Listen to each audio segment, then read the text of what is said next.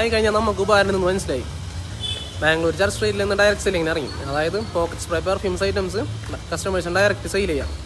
ഇന്ന് മനസ്സിലാക്കാൻ പറ്റിയ കാര്യം എന്ന് വെച്ച് കഴിഞ്ഞാൽ ഫീലിങ്സ് വിറ്റ് പൈസ ഉണ്ടാക്കാം. അത് ആഡംബരമായാലും സന്തോഷമായാലും അല്ലെങ്കിൽ പ്രേമം അങ്ങനെ എന്തോ ആയാലും ഫീലിങ്സ് വിറ്റ് പൈസ ഉണ്ടാക്കാം. Same as iPhone. അതായത് ഐഫോൺ എല്ലാവർക്കും ആവശ്യം ഉണ്ടായിട്ടാണ്, എന്നാൽ എല്ലാവരുടെ കയ്യിലും ഇല്ലേ. ടെൻഷൻ അടിച്ച് എന്തുണ്ടായാലും ഐഫോൺ EMI അടക്കുണ്ടാവും. ഒരു ഭാരം ഉണ്ടാവില്ല, വെറുതെ ഇങ്ങനെ കാണിക്കാൻ. അതേപോലെയാണ് പെണ്ണ്. ഈ ഒരു ജനറേഷനിൽ എല്ലാവരും പെണ്ണിൻ്റെ പിന്നാലാണ്. മനസ്സിലായില്ലേ?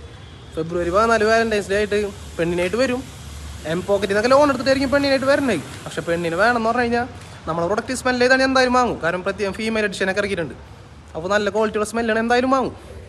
അപ്പോൾ ചിലവരെ മുഖം കാണുമ്പോൾ ചിരി വരും, എന്നാലും വാങ്ങിക്കൊടുക്കും. അതായത് ഞാൻ പറഞ്ഞു വരുന്നത് വെച്ച് കഴിഞ്ഞാൽ ഇതൊക്കെ നമുക്കൊരു അഡ്വാൻറ്റേജാണ്.